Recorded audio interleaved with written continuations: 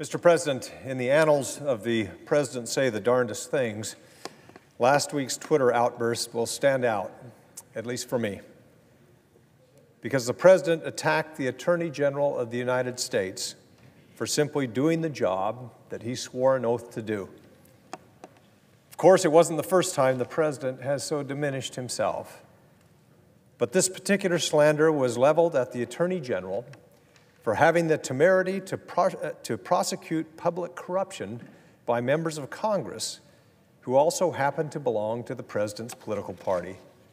That's right, the President attacked Mr. Sessions by name for refusing to cover up allegations of Republican misconduct. The President's concern was not for justice, but for the political fortunes of the accused, because their congressional seats might now be at risk of falling to Democrats. In doing this, the President is projecting a vision onto the system of American justice that is both bizarre and, more important, destructive. Of course, the only truly shocking thing about this statement from the President is that given what all of us have become accustomed to during this presidency, or even worse, have become numb to, this Twitter eruption was not at all surprising. This numb acceptance is an appalling statement on the very real threat to our democratic institutions, Mr. President. At this point, it might be too late for tutorials on the American justice system, but it certainly bears repeating that in order for justice to truly be served, justice must be based in empirical truth and must be absolutely carried out independent of politics, period. No president, any president, administers the justice system in America any more than he or she decrees what is objective truth. In this country, justice and truth operate quite independent of the dictates of even the most powerful of offices. The reason for this point are obvious to most, but we know by now that this particular president seems to have a profound unease with both justice and truth, and so has been at unrelenting war with both, virtually since the moment he swore the oath. Not because there is any deficiency in justice or truth that requires his intervention, mind you, but for other less noble reasons. The President seems to think that the office confers on him the ability to decide who and what gets investigated in the United States and who and what does not. Weekly, it seems, this President has been threatening to, quote, get involved, unquote, in the function of the Justice Department, sometimes intimidating, sometimes plainly threatening to corrupt the independence of justice in America. He has overtly expressed a desire for his political opponents to be investigated. And almost 2 years into his presidency, he presides over boisterous rallies where the last election is relitigated and chants of lock her up fill the halls. None of this is normal or acceptable. But it is not mere recklessness. It seems to be a deliberate program by which he intends to weaken the institution of American justice, threaten its independence, and perhaps set the stage for some future assault on it. The firing of the Attorney General, the Deputy Attorney General, and perhaps even the Special Counsel.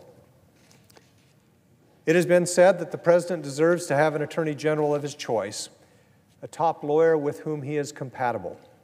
This is true. The President's appointment powers are clear, and all of his appointments serve at the pleasure of the President. But what no president deserves is a top lawyer who is simply there to do his bidding.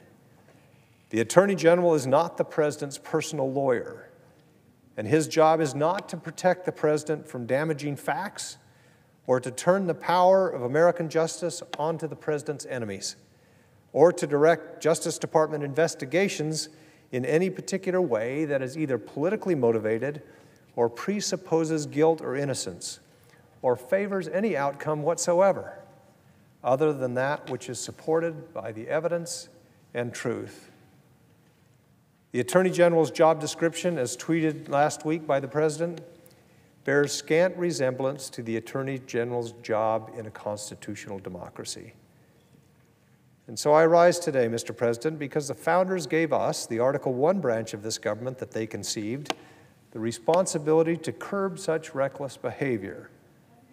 Thus far, I believe that we've been also incredulous at the daily excess and ever hopeful beyond any reason, that this president would at last begin to inhabit the office in a more responsible fashion, that we have been somewhat uncertain what to do. First and foremost, we must speak out. We cannot be quiet when the moment requires us to defend the democratic norms under which this system functions, and without which our system ceases to function. The President has repeatedly and over time heedlessly breached these norms. If we say nothing, then we become accomplices in the destruction of these democratic norms. The United States Senate is not the place to come for deniability. We must do what we can to curb the destructive impulses of this White House. We must encourage the administration of justice. That means voicing our support for Mr. Mueller and his team. We've passed bipartisan legislation out of the Senate Judiciary Committee, legislation to protect the special counsel. I call on the Majority Leader to bring this legislation to the Senate floor. We must also say in no uncertain terms that to call this investigation a witch hunt is wrong. To call Mr. Mueller's teams thugs is wrong. Relentlessly slandering the Attorney General of the United States is wrong. It is a travesty, and it is unbecoming of the office of the presidency.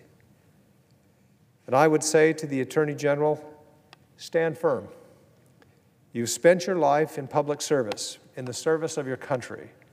At the risk of being presumptuous, I would say that these days of your service, right now, during this crucial period in which we have a president who in a malign fashion is actively testing the limits of power and the administration of American justice and the independence of American justice, well, your determination to safeguard the independence of the Justice Department at the time that you have been under assault by the president has verged on heroic. In your long career, you will render no more consequential service to your country.